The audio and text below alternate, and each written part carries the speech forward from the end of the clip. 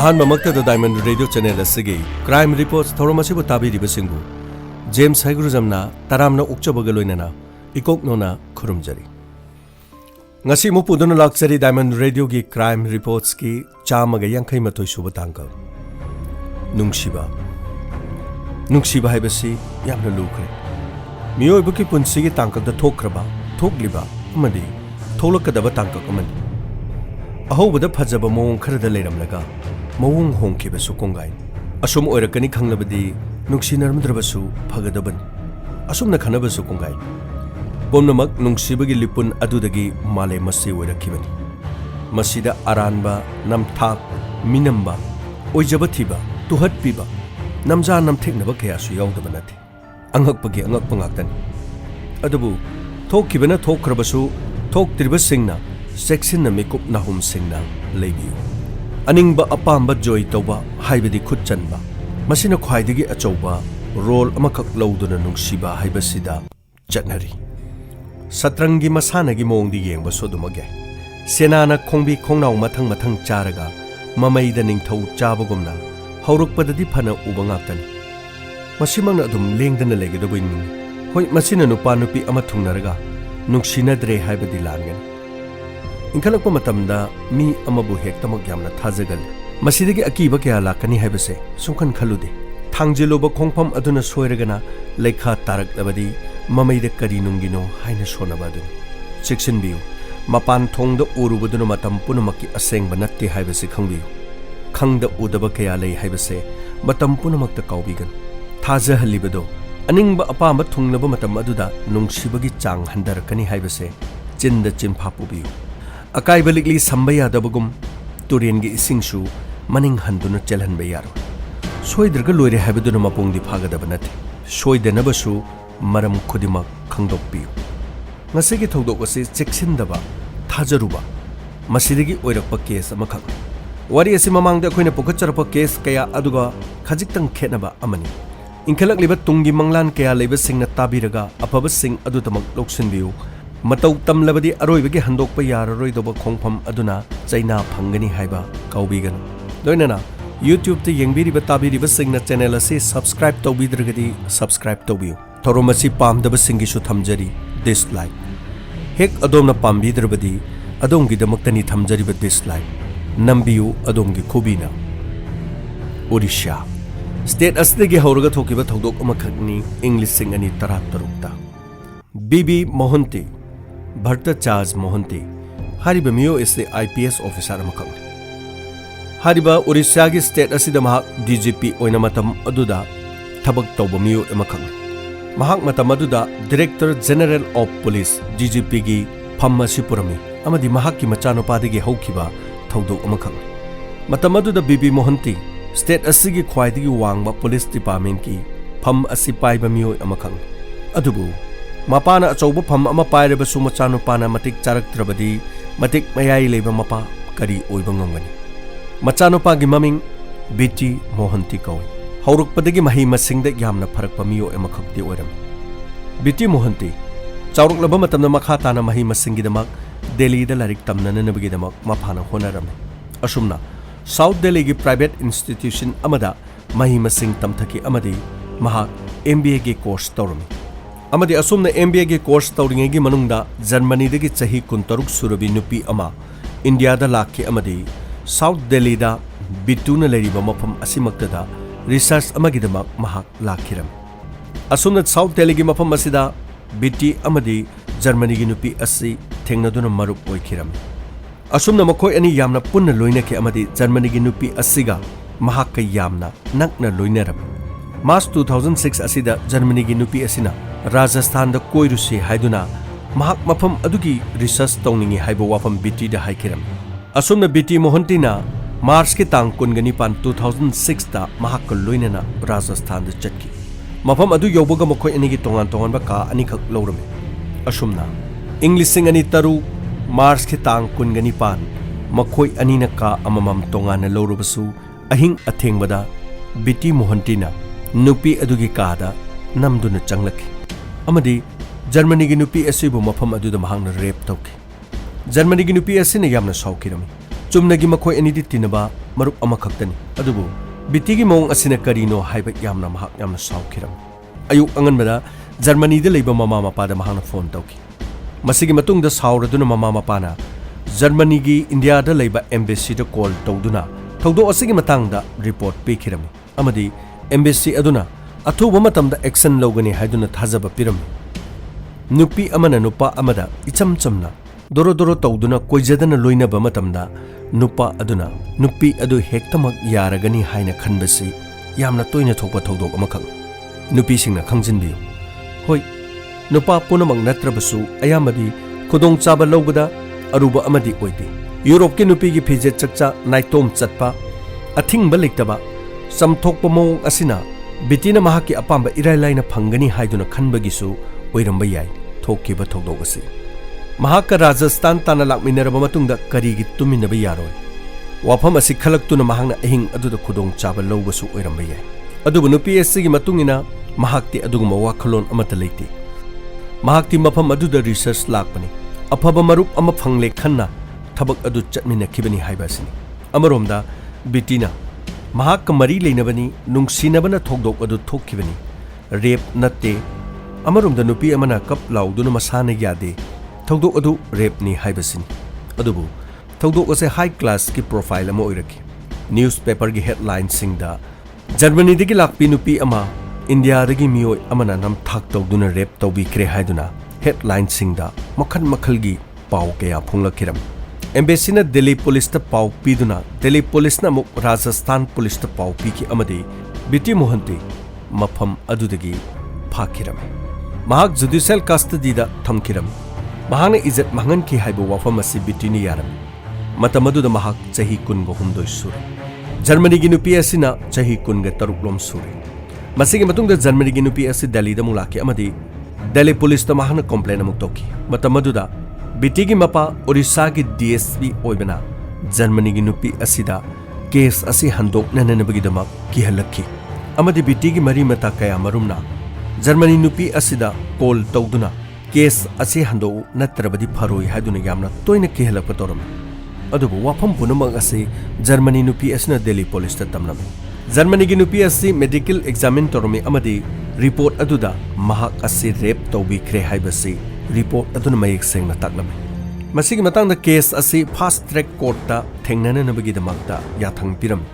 high profile की case अमा ओइरपना मिपुंग खुदमक नुंगतिगी फोंगलिबा पाउचे सिंग अमदी news channel सिंगदा headlines दा हाइरिबो वाफम असिना मरुइबो वाफम ओइरखि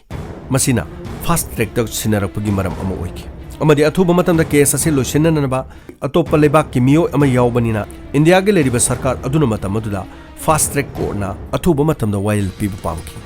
अप्रैल की डेट 1 2006 नुमित तरानी खक्तंगदा फास्ट ट्रैक कोर्टना थौदोक असिगिदमक राय लाउथुकी विटनेस निफुरोंगी वारोल सुताखिरम होटल अमदी मखोइने तमनिबो कॉलेज अदुगी मियोय पुनमक्की विटनेस सिंगदा मखोइनिगी मरी पुनमक्की वारी खंखिरम अमदी इंडिया के इतिहास ता यामना थुना राय लाउथोकिबा केस सिंगी मनुंगदा केस अमा ओइखि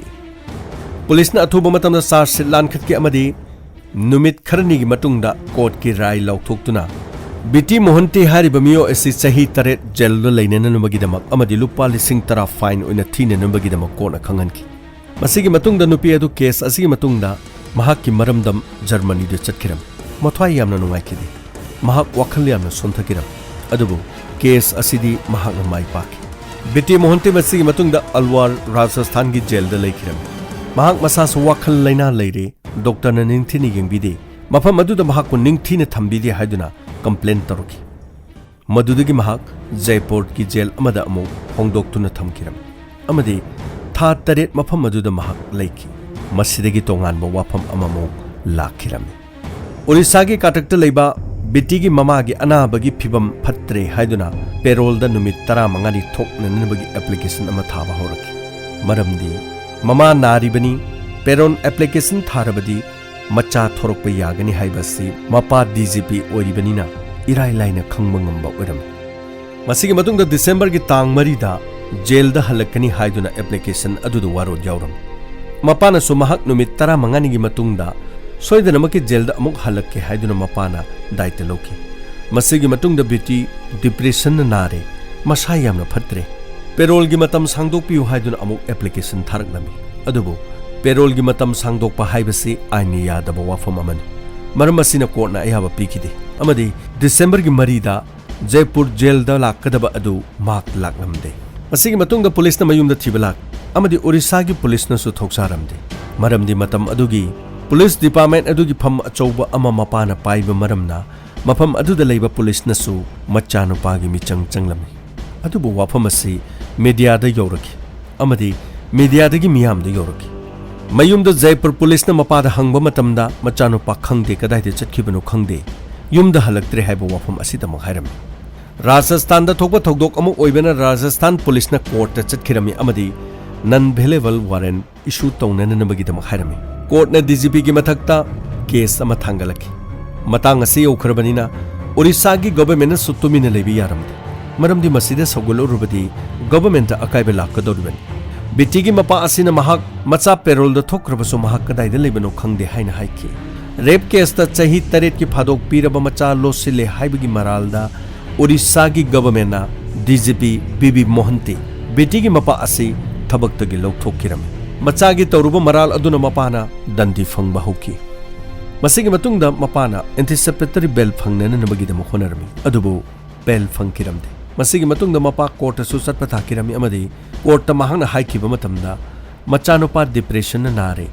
अइना खंगदे महाक अखोय पुनमक थादोकलगा चटखिबा हाइबसी ओइथोक्तबनी अदुबु महांगना हलक्तबा हाइबसी थौदोक असिना मरम ओइरगा महाक मसा मतंदा सिजरमबसु याय अदुबु महाकना सिजबगा महाकदि करिगुम अमतुदा मरि लेनदे सिजखिबदुना महाक हलक्तबो ओइगनी नत्रबदि महाक असुमना तौगदबा नते युमदा हलक्फम थोइ महाकना हलक्त्रिबसी महाक मसा मतंदा सुसाइड तोरमबसु याय हाइना हाइकिरम असुमना मपा असिनासु ओइदबा वाफम कया हाइकिरम अदुबु जयपुर पुलिस तोफम खंकिदे मपासु सरेंडर तौरे केस असि करमना मखा तागदबनो हाइना पुलिस न ngauram asumna tapna tapna matam phanayamna hokiram police न सु केस असे थिजनबदा तपथकिरम करिगुम्बा बितुन जेल द लेरमलबदी 2013 दा जेल दगी थोरकपा हाइबसी चपचागदबन अदुबु पुलिस न महाक की मयुमदा यामना कुपना सेनरम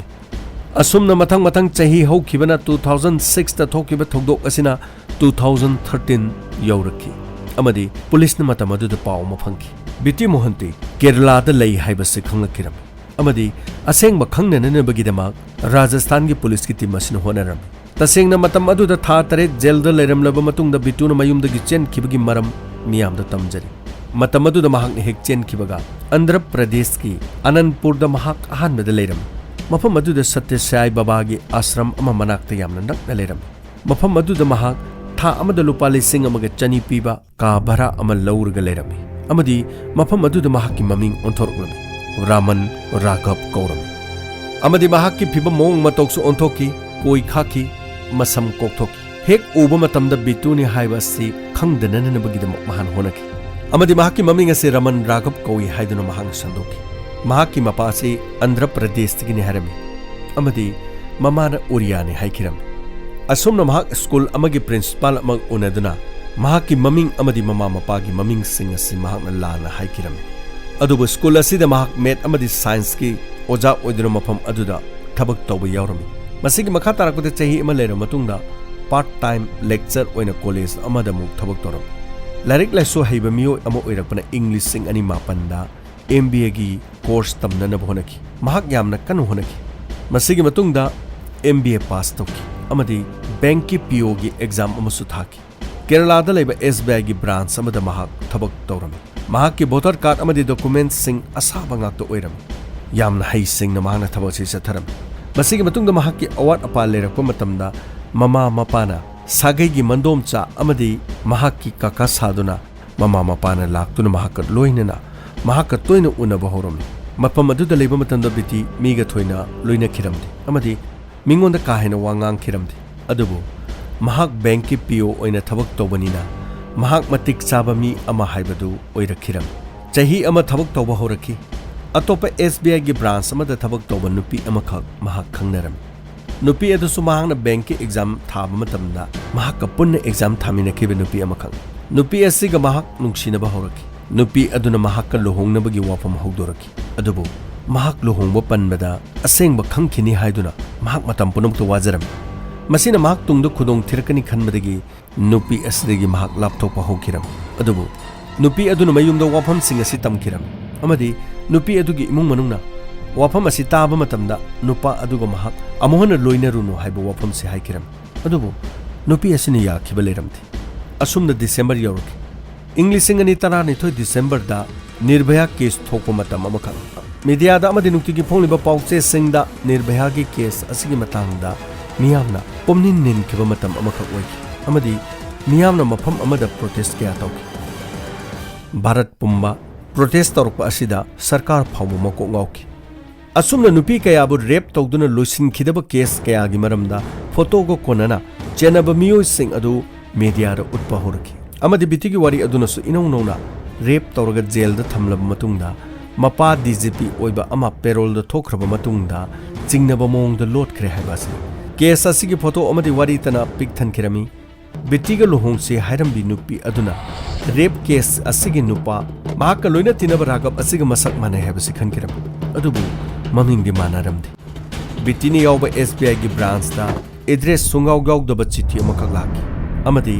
Englishing ani torukta thokiba rape case adu hariba SBI branch asida Raman Raghav kawamiyo amagi mingda lot tuna thabak tawduna leire haiba wafam chithi ama thajalakiram professional officer PO mahak asi namthak tawba mini haiduna hairaki mahak ke ID punamak asabani jail dagi chen khiba miyoi ni haiba singangna bahoraki masigi makha tarakuda branch manager na amadi police ta hariba case asi thokibra haina hai matamudu police na thawdo odu thokhi haiduna hairaki masigi matungda mahak ki photo khongat khirami adubu 2006 da oigiba saktam aduga 2013 da oriba saktam asigadi khenaba taba adubu police na yamna kupna thiki amadi mahaki fingerprint phangnana nabagi damakta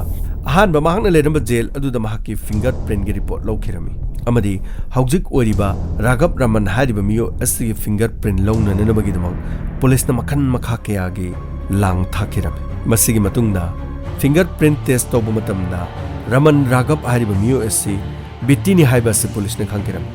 amadi police na mama mapa mafam aduda kokhiram masigi matungda police na biti phakiram police na phara matungda ma Raman Raghav kawamiyo amani haiba wafam asi amna kana hairam adubu police na nahak ke fingerprint amadi hanagi bitu ki fingerprint ka aikhoina test tawbuda chap chana chana asumna police na mahak ulei parai tawgunu aseng wafam sing hayu haiba wafam haiki masigi matungda mahak mara leiti haidun haiki adubu police na mahak namdona phaki asomna March ki tang mapan 2013 da mahak phaki Jaipur ki jail da muk mahak thamkiram mahakna chelamdrabadi mahakna fariba March ki tang mapan asidagi numit kharani chontharaga March ki tang 16 da mahak jail dagi thokpa numit oigedaban masigi matungda mangonda maral kaya maruk sikiram madudi payroll da thokraga mahakna chenbagi mara namthak tawduna thabak tawbagi dama tongan tongan ba inong noba ID kaya marum saba asina mahaki case asigi mathakta numi sangdo pataki asumna mahak jail da amuk leraki adubu 2017 da amuk hana leiramba tha taret adu tharaga chahi manga mapung phaki adubu court na piba dandi adugi matung ina mahak jail da legidaba matam di walam amadi Supreme Court chahi manga amuk leirabanina bel da leinena nabagi damakta mapana ayaba ni kirami amadi mahak bel pirakiram Biti Mohanty yamna angakpa miyo emakha mahima singdi haijaba miyo emani adubu mahakna pangthokkiba aranba kaya aduna mathang mathang mahakki punsida mai pakpa mi ama oijagadaba adu khanghogduna thodok amana khantha hogdaba kaya kaya mathang mathang mayok narakpa miyo ama oiki amaromda mama mapana nupi asiga machanupaga nungsinabani makhoi anini gyanaduna koiba chatpani nupi asina sinbani haiduna maral siri adubu India dadi oithokpa amata leiti case kayabu ngasi phabu lusindana lei case asida victim oiraba miyoi kya sikhiba yauraba case kya su lei asigumba case kaya asida chenabasu bail da domak lei mi haluba asigumba miyoi kaya asina sorokto phongna chalakpa matamda victim oheroba imung manungi natraga victim oiraba mi masa aduna kari pharongani soidana yaubiramgani adomna khangba taba uba kaya mi hatpagidamak rape tawbagidamak jail da leirurga ipong pongna koi miyamgi marakta adumak leiba miyamna ubiramgani section biu soidana narbagidamak khona biu miyoi bagi mapok atangba mapok amakha amuktang pokpa mapok asida mingsat urong khinbiram naba honabi ꯑꯇꯣꯟꯕꯁꯤꯡꯕꯨ ꯅꯨꯡꯁꯤꯕꯤꯌꯨ ꯀꯅꯥ ꯂꯩꯖꯗ꯭ꯔꯕꯁꯤꯡꯕꯨ ꯇꯦꯡꯕꯥꯡꯕꯤꯌꯨ ꯍꯦꯛꯇꯃꯛ ꯐꯤꯡꯒꯠꯄꯤꯒꯅꯨ ꯃꯤꯀꯞ ꯊꯣꯛꯂꯛꯄꯗ ꯊꯦꯡꯊꯔꯕꯗꯤ ꯍꯟꯗꯣꯛꯄ ꯌꯥꯗꯕ ꯃꯇꯝ ꯑꯃ ꯁꯣꯏꯗꯅ ꯑꯣꯏꯔꯒꯅꯤ ꯑꯁꯨꯝꯅ ꯀꯦꯁ ꯑꯁꯤꯗ ꯖꯔꯃꯅꯤꯒꯤ ꯅꯨꯄꯤ ꯑꯃꯕꯨ ꯔꯦꯞ ꯇꯧꯗꯨꯅ ꯃꯍꯥꯛ ꯃꯁꯥꯃꯛꯀꯤ ꯄꯨꯟꯁꯤ ꯐꯥꯎꯕ ꯂꯩꯈꯥ ꯇꯥꯔꯕ ꯕꯤꯇꯤ ꯕꯦꯜꯗ ꯊꯣꯛꯇꯨꯅ ꯍꯧꯖꯤꯛ ꯍꯧꯖꯤꯛ ꯌꯨꯝꯗ ꯂꯩꯔꯤ ꯑꯗꯨꯕꯨ ꯉꯁꯤꯒꯤ ꯀꯦꯁ ꯑꯁꯤꯗꯒꯤ ꯂꯧꯁꯤꯟꯕ ꯌꯥꯕ ꯂꯧꯁꯤꯟꯕꯤꯌꯨ ꯐꯠꯇꯕꯗꯤ ꯅꯥꯀꯟꯗ ꯊꯝꯕꯤꯌꯨ ꯃꯊꯪꯗ ꯀꯦꯁ ꯑꯃ ꯄꯨꯗꯨꯅ ꯂꯥꯛꯆꯒꯦ ꯁꯅꯥꯂꯩꯄꯥꯛ ꯏꯔꯝꯗꯝ ꯀꯪꯂꯩꯄꯥꯛꯅ ꯌꯥꯏꯐꯔꯦ ꯇꯥꯕꯤꯔꯤꯕꯁꯤꯡꯕꯨ ꯖꯦꯝꯁ ꯍꯩꯒꯨꯔꯨꯖꯝꯅ ꯑꯃꯨꯛ ꯍꯟꯅ ꯈꯨꯔꯨꯝꯖꯔꯤ